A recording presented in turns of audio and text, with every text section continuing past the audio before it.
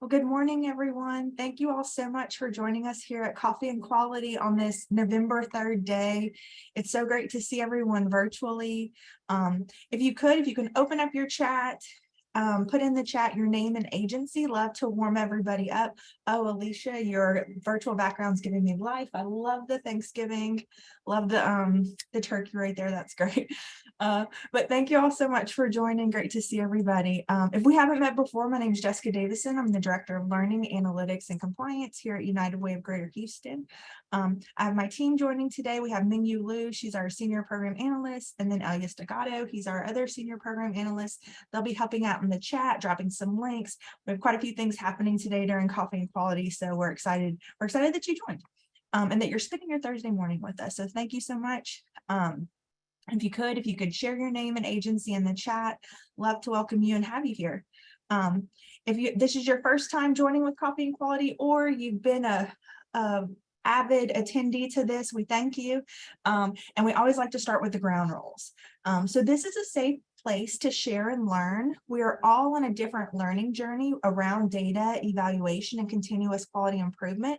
And Coffee and Quality really is a safe place to learn. We want everyone to come in having an open mind and an open heart. You might hear something that you had never thought of, or hear something that really resonates with you and you're really excited. So keep an open mind and an open heart during our time together.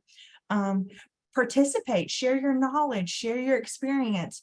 We're going to have quite a bit of that happening today, whether it's through a poll or whether it's through breakout room. That'll be towards the end, but really want to have you engage and participate and share what you're thinking. Reflect with us so you can take this back into your agency, your program, the work you're doing. I will ask folks at time to participate, but it's always an invitation, not an obligation. But do want you to feel like in a space where you can. So thank you all for that. And if that's good, thank you. Just another plug to a little commercial I like to make before Coffee and Quality starts. So United Way has a Teams channel. The Teams channel is available to all the nonprofits, especially our funded partners. But for those we maybe aren't, you're still welcome to join, as we have quite a few public channels, including Coffee and Quality, where we share resources out as we see trainings around the communities. We see great articles, great resources. We'll post them on Coffee and Quality. If you don't have access to the channel, no worries, we'll get you access. All you have to do is drop your email in the chat and we'll get you added in.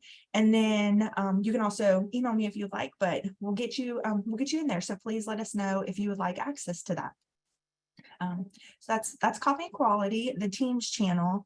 And also, for many of you that know, we have Coffee and Quality that occurs quarterly, but we also, either one time a year or twice a year, we will run what's called Coffee and Quality Learning Cohort. So we are excited to launch our next Coffee and Quality Learning Cohort. And so the learning cohort is designed as a community of practice to improve professional competency by engaging in shared inquiry and learning around a specific topic. And that specific topic is storytelling with data through data visualization. So that is a small group of participants. So you'll have to apply, and it's a small group of 10 to 12 that meet over a series of 3 months to really deep dive into this one topic of storytelling with data through data visualization. So the application release date is today. We're releasing the application. Elias is going to drop that drop that link in the chat for us. Thank you, Elias. I'm going to upload really quickly the overview for those that maybe aren't familiar with it. So you can see what all that's about. And you can also see the time commitment, because it does have dates. And participation is really part of building that knowledge. So want to see that kind of full commitment going in and all that it entails. There are quite a few alumni to Coffee and Quality Learning Cohort that are here today. So if any of them want to share anything in the chat about their experience, would love for them to share that as well. The application is due Wednesday, December 7th. We'll notify everyone of our decisions that have applied by December 14th. And then the group kicks off at the beginning of January. Feel free to reach out to me if you have any questions, but we're really excited about our next learning cohort coming up here in January. Great. I don't see any questions about the learning cohort, but feel free to drop those in the chat if you have any questions. All right, so going to keep us moving forward into today's topic. So today's topic is really centered around the question, are you collecting too much data? We all look at, we all see what is data, the data we have, but really, are you using all the data that you have? So we're going to start with the poll. So I'm going to launch the poll, and the question is, do you think you collect too much data? Yes, maybe, no. Ooh, lighten up. Here we go. Here we go.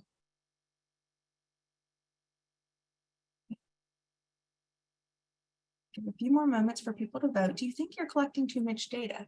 You know, today's session, we're going to look at what does it mean to have too much data and steps to move forward to really bring intentionality to the data you're collecting for the work that you're doing at your agency. So, okay, this is good. This is heated up. So we've all people participated and poll. I'm going to share results. Hopefully you can see those results. So yeah, so these are interesting. 38% said yes, 31% maybe, and then 31% no. So I'm glad to see this kind of spread. I'd love to hear from somebody who said, no, you don't think you collect too much data. If you want to maybe share your thought on that.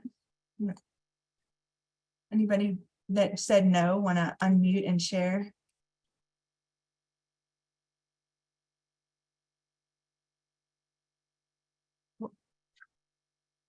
Yes, Jessica. So in our Head Start program, just to be able to satisfy the federal requirements for our program, we have to track about 1,100 data points.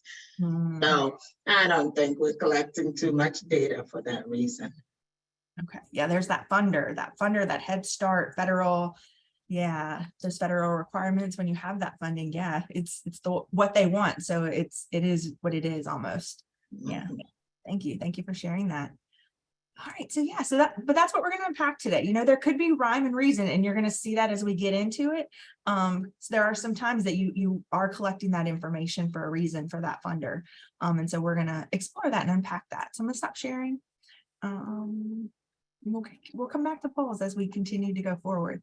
But data is information, and we maybe have too much information. We maybe have just the right amount of information. Maybe we don't have enough information. You can be on that spread, but you know, data is worthless if we're not using it, if it's not helping us make a decision, if it's not helping push us forward. And so we're gonna look at that a little bit more today, because we've all been there wondering, do we need this data? Did we already ask this already somewhere? Why do we need this data point? How did we get here? You know, the feelings of overwhelm and exhaustion come to mind. Just as a cluttered closet, a room, or a drawer, we all have them or had them, right? And there's different ways and different methods that you can work through to declutter your personal space. There's tips online, endless opportunities, right? Like if you're on Pinterest, there's all kinds of ways you can explore to look at how you can declutter your space. There's TV shows you can watch about the progress of people decluttering to reclaim their life from the home edit or from tidying up with Marie Kondo on Netflix. There's all different ways. And through all those different processes, you get to this, a space that brings meaning and a sense of order and structure to your belongings. So today we're going to walk through a 3-step approach to answer the question, are you collecting too much data? Because this is an internal process. You are the master of your space and know what matters and what doesn't. So the hope is that these steps will hold you accountable to your data, to not collect what doesn't bring you value, doesn't bring you meaning, doesn't bring you impact to the work that you're doing in the community.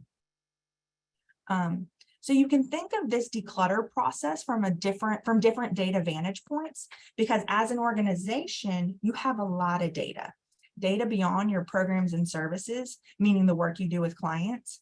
So I'm going to do a little raise hand activity here. If your development team has donor data and campaign data, so if you've got donor data, you look at, if you want to raise your virtual hand, raise your virtual hand, raise your personal hand. Yeah, there you go. Yep, you're using donor data. You have that data. If you're if you're part of the communication team, and you have that communication data, let's raise that hand. That could be marketing analytics, stats on your engagement across different platforms, different social media platforms. Your website is a treasure trove of data. And so if you've got access to that, let's raise that hand. Oh, there we go. Wow. Got those hands are just staying up for this, right? Your finance team. Your finance team has your monetary and in-kind data from an expense and revenue perspective. Ooh, liabilities, assets, all that kind of information. If you have access to your financial data, if you're looking at that, your investments, your fundraising, yeah, hands are probably, there we go, going up.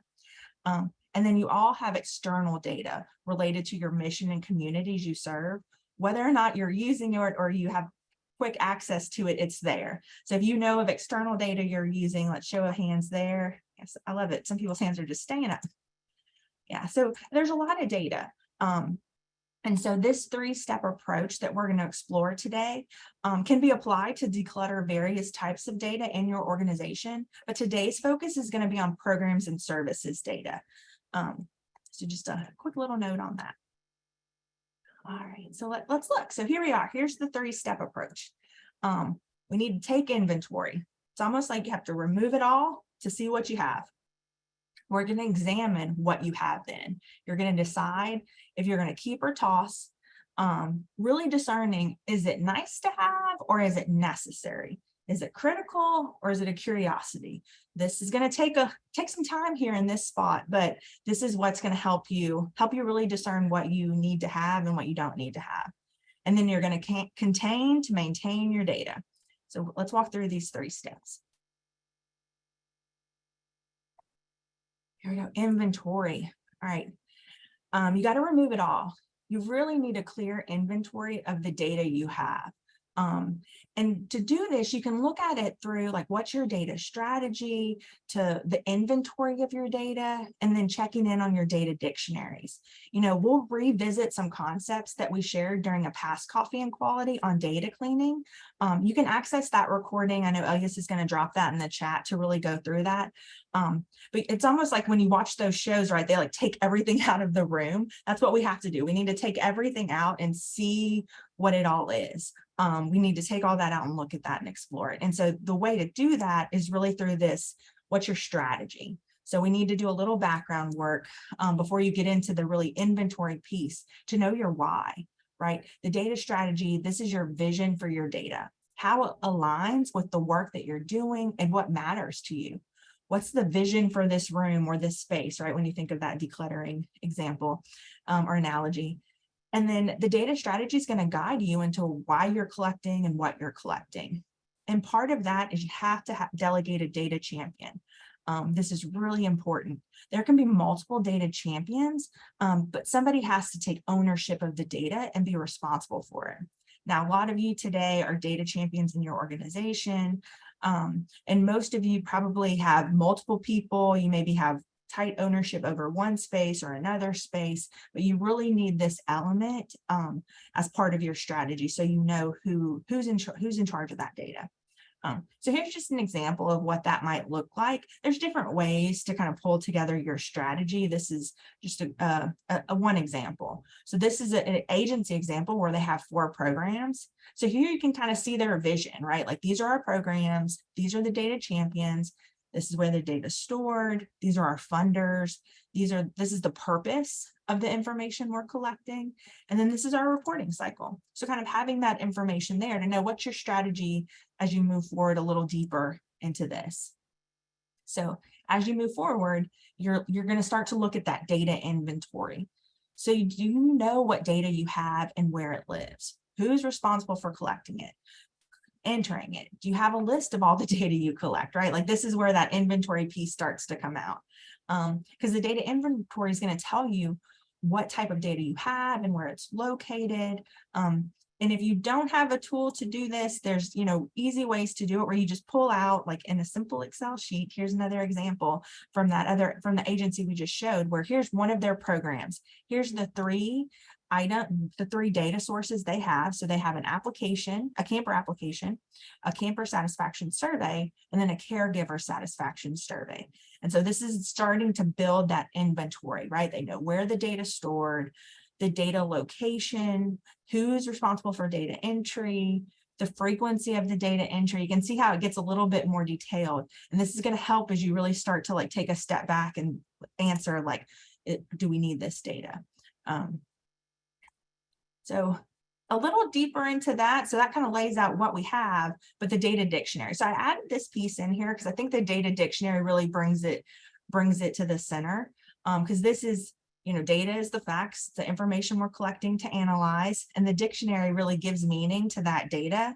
So if we just pulled out one of the items from that data inventory and looked at the camper satisfaction survey. So here's a pretty typical camper satisfaction survey that's listed in the data inventory, that's part of that data strategy for Camp Hope, because we really want to know, are people finding value? Are they satisfied from participating in camp? So that's how that aligns there in that inventory piece. But with the data dictionary lens, it gives you what's the definition of this? How are we entering this? How are we reporting it? What do all these 3, 2, and 1s mean? It defines it for you. And I share this because this is where that high level inventory of your data for this first step to the approach comes into play. Because here you're looking at the data dictionary as the starting point. This way you'll have full understanding of all the forms and assessments and surveys you have, where you capture all the data points. And then you'll have the elements of the data points, whether it's through quantitative methods like this scale of awesome, good, or okay, to qualitative methods with the open-ended questions they have right here. So as we look at this example, got another poll question for you. So do you have a clear inventory of your data today, right now? Could you know what all you're collecting, where it's at, all the forms, assessments? Here we go. Do you have a clear inventory? Yes, somewhat, no. Got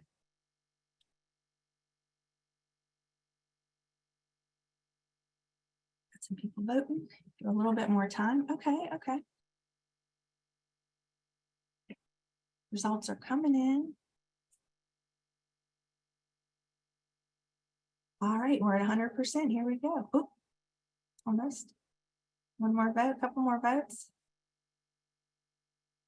All right. Votes are still coming in. Do you have a clear inventory of your data? Yes, somewhat, no. And this could vary, right? In one program, you could say, yes, I know all of it. Another program, somewhat. Another program, no. So you pick which one.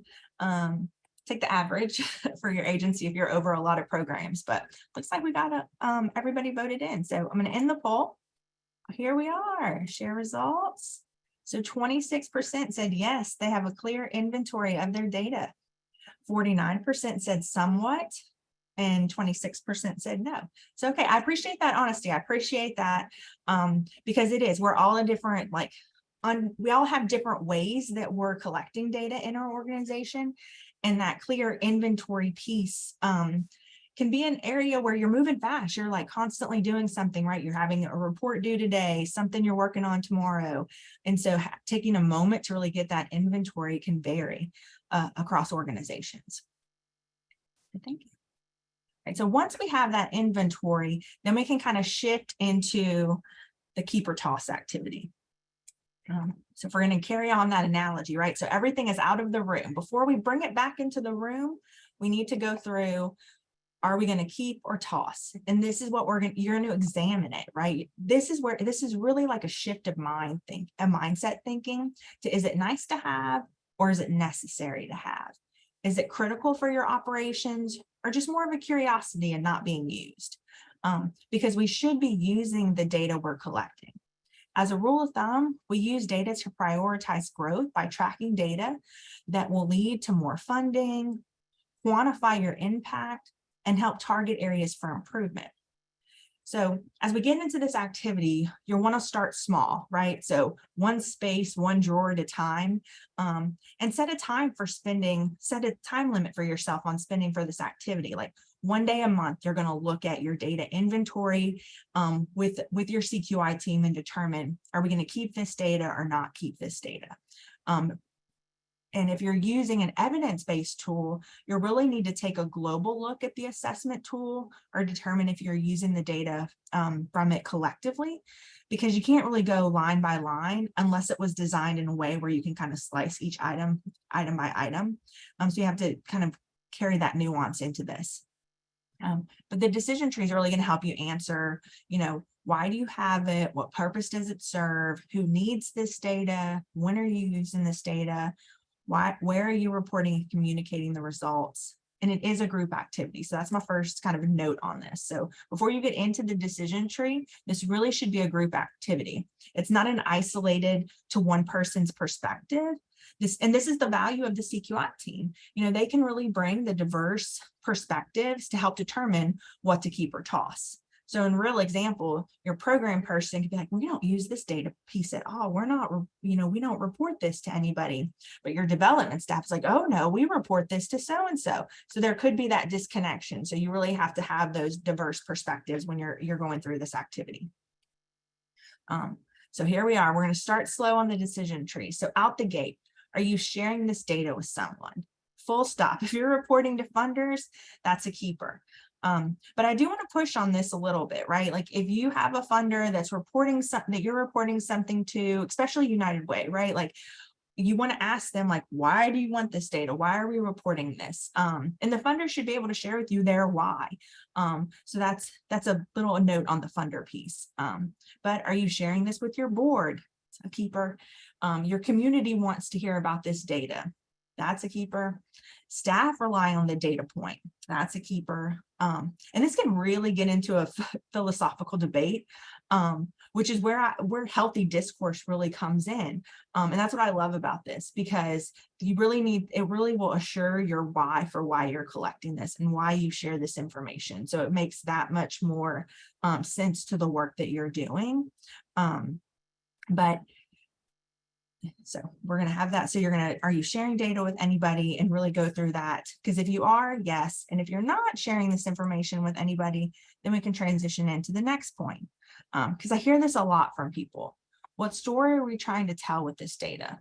Or what question is this data answering? And this is where this critical question piece. So does this data point answer a critical question for the agency, program, or department? So a critical question might look like, how well is our program performing?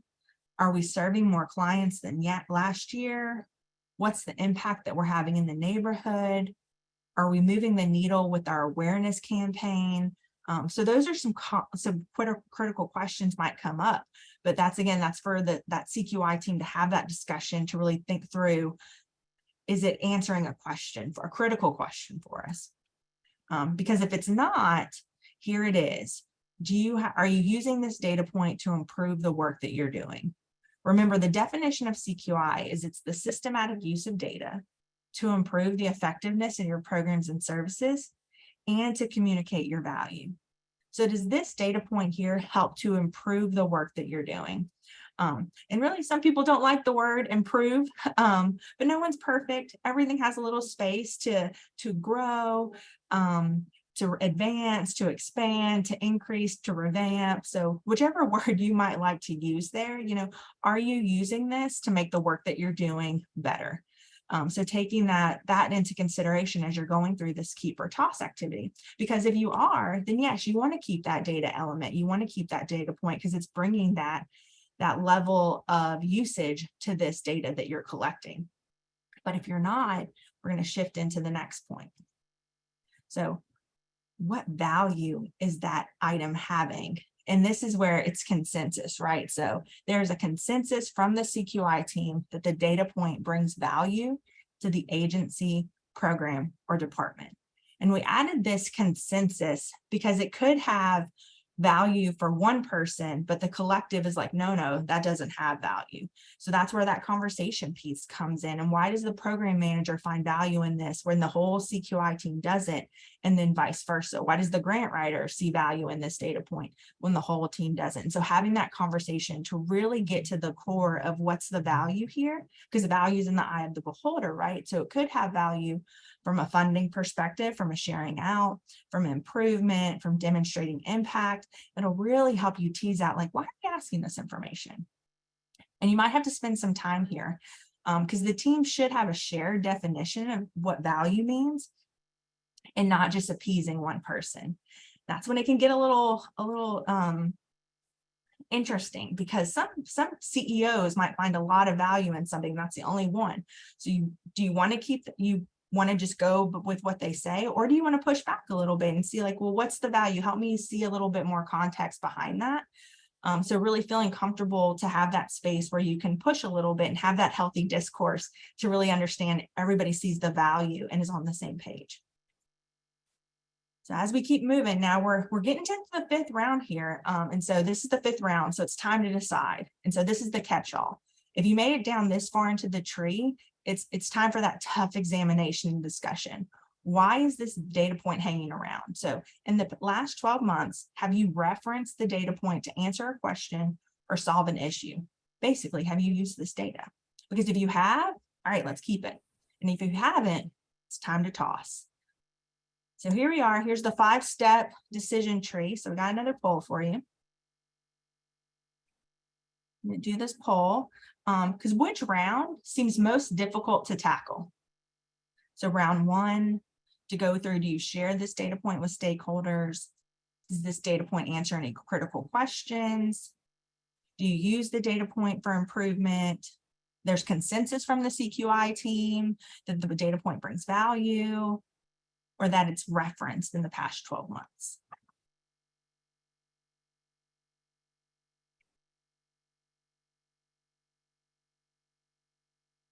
All right, well, people are coming in.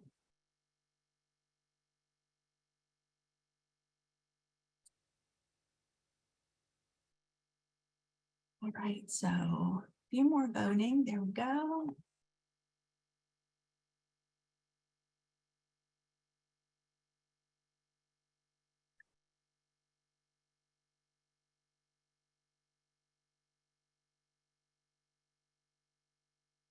right, we got a couple more, but I think we're good. So I'm going to end the poll. Share the results. Okay, here we are. So yeah, right there in from step round 3, 4, and 5 had the most difficult, seemed like they're going to be the most difficult to tackle. 33% said round 3, do you use data point for improvement? 31% was round 4. There's a consensus from the CQI team that the data point brings value to the agency, program, or department. And then round 5 has 25%. Within the last 12 months, you've referenced this data point. So that catch-all question. All right, let's unpack this for a little bit and pause to see if anybody has any questions or anything that's coming up for them. So if you were in that 33% where you think that round 3 would be the most difficult for you to tackle, if you want to unmute and share aloud what was coming up for you, what feels like that's going to be difficult for you?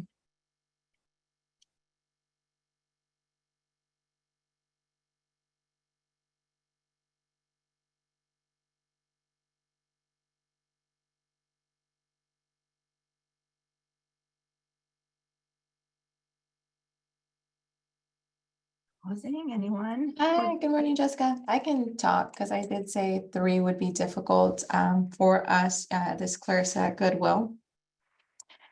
I put number 3 only because it said improvement. So I feel like we would have to break down what is improvement. What is that definition? What does that look like?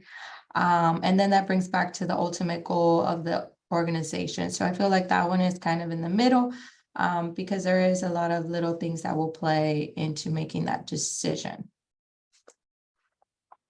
I love, yeah, that resonates a lot, because in the value round, do we all have the shared definition of value? And even in this round of improvement, do we all have the same understanding of improvement and what that means, not just from the program, but from the agency perspective too? So yeah, I just feel like that one has a little bit more, like there's a little bit more of a moving piece, because improvements for a program versus an organization, I don't know if they align. So I don't know if we're all on the same page, because the improvement, like they may see small improvements or big improvements. Which one is it improvements overall? Is it just if we're slowly moving into improvements? Yeah, to decide, is that a big enough improvement as well? yeah, no, that's so true. Yeah. Anyone else have any other, what was really coming, you want to share aloud what seems difficult for them to tackle in either round 3, 4, or 5? That was maybe where the most difficultness was coming up. Jessica, Paola here with mom. So I think I'm thinking about the 12 months using the information as reference, because it could be only one time, and the data entry and the data effort and data analytics may be big, right? So it's thinking about how often and what kind of use you have for this data to be able to answer the question or resolve any issue in your organization. Yeah. Why are you using it? Right. Like that's a point to really sit there and talk about with your CQI team, having that conversation to really get a little deeper into that. And I think that's where two kind of like blockades can kind of come up in the conversation. And so two kind of items to unpack here when we're working through like, well, we can't come to consensus and we're just going round and round in circles, right? Is to think about what's the opportunity cost to this, the opportunity cost of collecting this information. Is it cumbersome to clients, or is it difficult for staff to collect? Because it might just be one question on a survey, or it could be a 50-question assessment that you're asking clients to complete. So that could be something to bring into that conversation. If you feel like you're getting stuck in, is this bringing value, or is it, are we referencing it? Well, what's that opportunity cost? What does that look like for clients, for staff, to share their point of view and bring that into the conversation? And then the other one might be, it might be hard to let go of something. It might be like, well, we're not sure. And nobody wants to like make that final decision of, yes, let's toss it. So I'm going to take another page from the decluttering world. And if you've seen this hanger example, where if you turn around the hangers in your closet, and if you haven't, you worn that item, then you put it back on the other way. So if your hooks are still backwards in 6 months, so decluttering world is 6 months, any hanger that's still going the wrong way, you donate that or you toss that, right? So you can think of your data point from this, you can think of data from the same way to work through this. So you can tag the data point or tag that survey, like, okay, in 6 months, 9 months, 12 months, whatever it might be, we're going to circle back to this. And if we haven't used it in any one of these areas, then we're going to toss it. And so seeing how people can get on board with that method to really, toss the data. It can be challenging letting go of that. And I hear you and I see you. There was a rhyme and a reason somebody wanted to put that information into the survey or have you administer that survey. But it's okay to let it go. So those are two kind of ways to go through that blockade. Because once you get through that blockade, we need to contain the data. We need to contain to maintain. And a part of that really starts with having a clear understanding of your why as it relates to your program or the focus of your effort that you have. And you want to lean into your data strategy. If you don't have a data strategy for the data you're collecting, that might be a great place to start, because that really leans into kind of core components of CQI. Is the data you're collecting connected to the program services? Your data strategy can help you identify that. Is it supporting targets that are building on annual success? That data strategy has like, what's the purpose? Are you using it for annual success? And then a third component too is this based on industry best practices? Is what you're collecting something that in your scope, like if you're a behavioral health provider or you're a basic needs provider, what does that look like, best practices across other similar organizations doing similar services? Because this can be something that you can kind of take into those conversations when you're going through your decision tree. So this brings me to my last poll question. Do you know your why for your data? So for the data you're collecting, do you know your why? Yes, somewhat, no.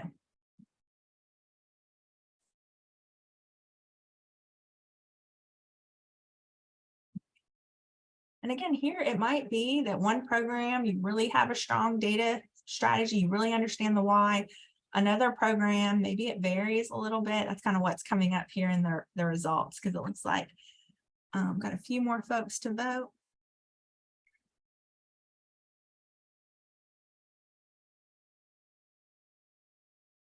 Well, this is good to see. This is a good last poll to share, because yes, 65% say yes. We know our why for why we're collecting the data. 35% are somewhat, and no one said no. So yeah, so y'all are strong there. So that's great stepping stones into containing your data once you've gone through this declutter process. Thank you. Thank you for participating in all those polls. So you want to develop declutter habits. So incorporate this 3 steps into your CQI plan, right? Like have this part of your annual review. Like annually, we're going to look at our data collection and determine, are we still using this? Are we still needing it, to really keep it current and keep it as like the freshest it can be. And also keep updated with your data strategy, your data inventory, your data dictionaries. How often are you updating that? As you get a new program, are you adding that in? Are you really, it's over here, it's over there, it's in this file, it's in that folder, it's kind of all over the place. Well, take this time now to get it all together, get yourself that inventory so you know what all you're collecting, and then why you're collecting it and who's responsible for it. And that who's responsible for it, identify accountabilities for accountability buddies for your data champion. And I think this is so important. I am not a data minimalist, but I'm a data realist. And I'm like, are we going to use this? If we're going to ask it, if we're going to put that time on staff or on clients to give us this information, we have to use it. I know other folks who are data minimalists, they're like, nope, we're not going to ask it.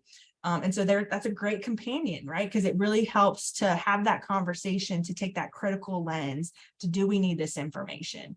Then I got my other friends on the other side, like, I love all the data. I want all the information. You might want all the information, but are you going to use all the information? So really have that accountability buddies so you can hear both sides of things. Hopefully you can find some accountability buddies at your organization like that. But if not, you can use Coffee and Quality, people attending here is kind of forums for finding those accountability buddies. We're here too at United Way to be your accountability buddy with your data you're collecting. So really find that to help maintain the data you're collecting. So with that, that's our 3 steps. So inventory, keep, toss, contain. So, and when we think of this 3-step approach, what do you want to stop doing? What could you improve? And what do you want to start doing? So we're going to do a little reflection. And we have a little time, so we're going to go into breakout rooms. So we have 6 breakout rooms. And through those breakout rooms, at least we have a Google slide where you can keep your notes as you talk through these questions, talk through these items together, to have a little self-reflection here. So thanks. I see people are populating into the Google slide. Because it's, what do you want to stop doing? You heard this method. It's right here to inventory, keep or toss, contain. What do you want to stop doing? What do you want to improve? What could you improve? And what do you want to start doing? So I'm going to get people in a breakout room. We'll give about 15 minutes to work through this self-reflection moment. So when you go into your breakout room, if you're breakout room 1, you have a slide here, 2, 3, just a space to jot down your notes and your thoughts as y'all are going through this together. Any questions before we go into the rooms?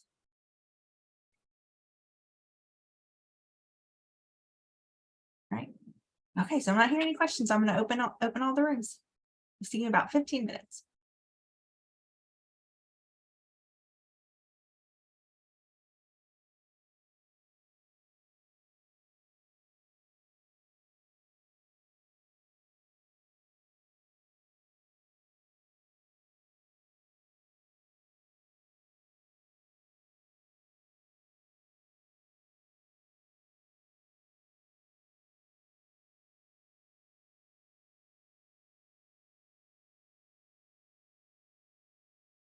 Welcome back, everyone. Thank you for engaging in your breakout rooms. The Google slides were popping. Y'all were like, whew. So I would love to hear from a couple of the breakout rooms, and I have it up for breakout room 1 because I would like to hear from breakout room 1. I know there's a few people in there I can call on, but I'm hoping they'll just unmute and share what was coming up for them in their breakout room.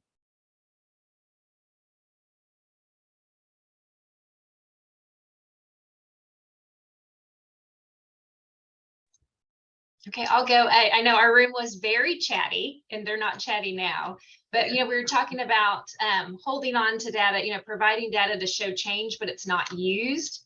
That can be very frustrating, is when you're trying to provide that, but then nothing comes from it. Asking staff to enter every single service if it's not being used or reported, and minimize what we ask of clients. I mean, this kind of goes back to your opportunity cost of spending time doing this stuff and nothing is done with it. And same thing with archiving the old data too. Are we doing things just to do them, or is it really being used? Yeah. I think for things we could improve, we're talking about collaborating across programs, accountability and follow through. And what you were talking about is understanding the why and communicating that to staff so they know why we are reporting this, so it gets better buy-in. Yeah. And then we talked about, what do you want to start doing? More follow-up with staff to ensure process developed is working. Alexandra was talking about, when we come up with processes for grants for reporting and how the flow is going to work. Do we circle back and then talk to the team and get feedback and see if we need to make changes? Because, you kind of come up with plans, but they don't always implement perfectly, and we realize we have to change. Having the data dictionary and inventory and having it formalized, like you referenced earlier, we all know kind of where everything is, but it is a formalized process. And then I can't see, it looks like we might be cut off at the bottom. I think we had a couple more. Yeah, centralized database for reporting. I know y'all kind of talked about that, with the ICJ tool, but kind of making an ease of data reporting. Yeah, no, that's great. I love the understand the why for staff. And when I was looking back at that data cleaning, coffee and quality, that's what we talk about a lot. Like, as staff understand the why, they can catch those mistakes that are coming in. And so you have less cleaning to do. We all know data cleaning takes a lot of your time. So if you haven't watched that recording, or we actually did that session back in November 2020. So it might be a refresher for you. If just to kind of help, how do we approach the why with staff? But y'all, it sounds like y'all had a great conversation, and thank you so much for sharing.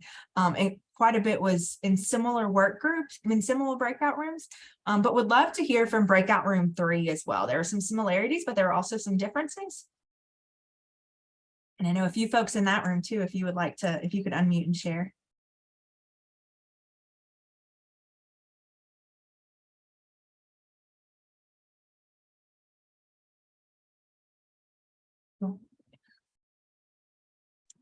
Sorry, I mostly wrote these down so I can share them.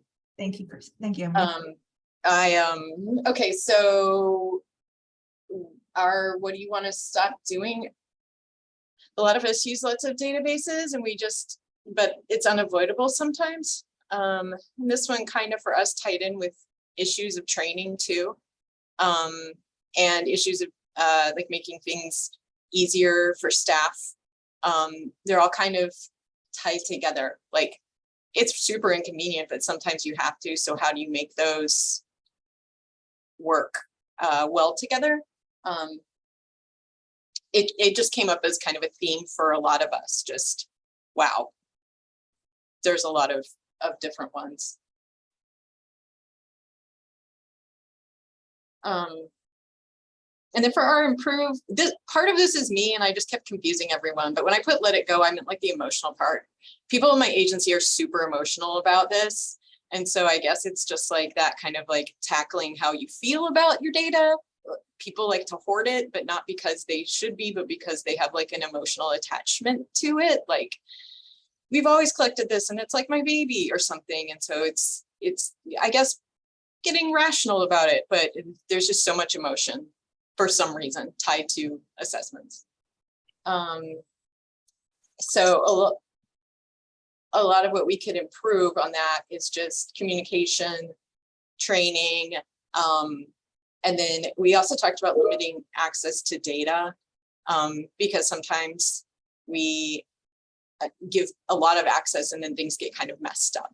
So that's like improving like access to data. We want people to have it, but we don't want people to make a mess of it. So yeah, I think that what we could improve things, a lot of it ties to communication. Yeah, people have attachments, you know, there could be, and it's their work that they're doing. Like, I get it. I see you, I hear you. This is like, this is your job. This is what you spend all your time away from your family and friends with. So yeah, like seeing that, validating with them with that, but then also like, it's time to let it go. I hear you, Emily. Yeah. Yeah, thank you. Thank you, room 3. Let's hear from room 5 as well. If any of the folks from room 5 want to share out what was happening there.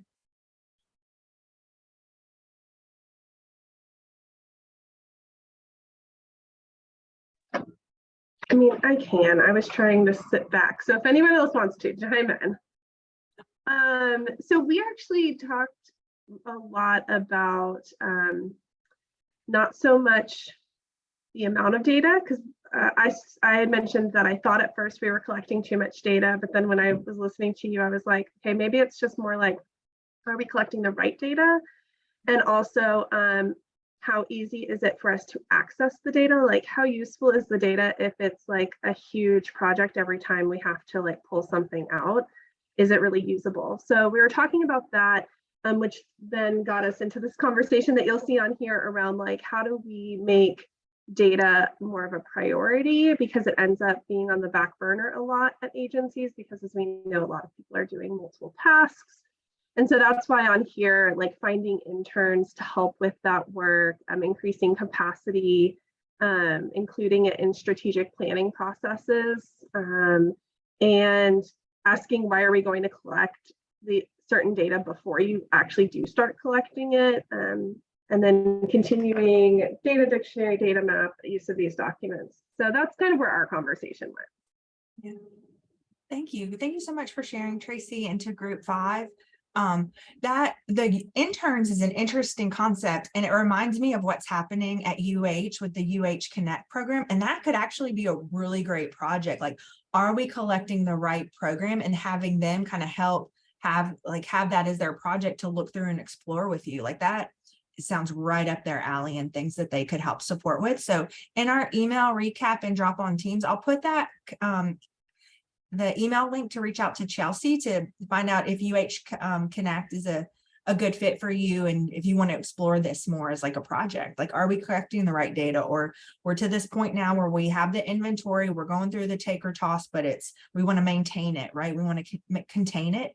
And so how can they help you work through some of those containing steps to create those healthy declutter habits? There's quite a bit there would be great for projects. So I'll share that out. Thank you. And I know quite a few of you also engaged with them for projects, so hopefully it's a good fit there. All right. So I called on 3 groups. Anyone else want to share anything that was really like resonating for you in your breakout room?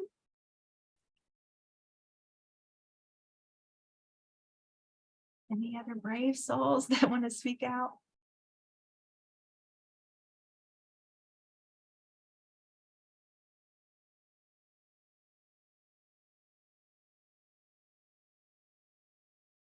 Not hearing anyone. It's okay. We're processing. We're still taking it in, but you'll have this Google slide so you can kind of reflect back out on it to really bring this to what's your next step with it. And another kind of declutter things you've seen probably are like the 30 days to declutter your junk drawer. Like, each day you're going to do a different thing. That could be something as you're heading into 2023, like each week or each month. Maybe you've got the time, and it can be each day you're going to do something, but really set aside time to structure out for yourself. How are you going to answer this question? Are we collecting too much data? Are we collecting the right data? Are we collecting not enough data? Like, really sitting there with that. And so working through that kind of an activity for yourself to move that forward. That's bringing us to the end to today. So thank you all so much for joining. We hope this content was valuable to your work at hand, and you can bring it back into the work that you're doing. Thank you, Elias, for the survey. Your feedback is a gift. We do want to hear from your feedback because this is really going to help us inform what 2023 looks like. So there's the schedule for Coffee and Quality in 2023. We'll dropping right now the schedule where you can go ahead and RSVP for all of those sessions if you want to just get them on your calendar. We're looking to also identify the content for that. So we're going to have a little focus group internally, a little conversation, facilitated conversation, brainstorming internally for that. But if you want to join into that, please put your name and email in the chat, and we'll add you into our brainstorming session where we're going to figure out what we're doing for 2023 for coffee and quality. So with that, I want to thank everybody so much for joining us today. Please reach out if you have any questions on the learning cohort. That application is due in December. I forgot the date already. It's due December 7th. So hope you'll consider applying for the coffee and quality learning cohort. So with that, I thank you all so much for joining us today and hope you have a great rest of your week and a rest of your year if we don't see each other again. All right, well, thank you.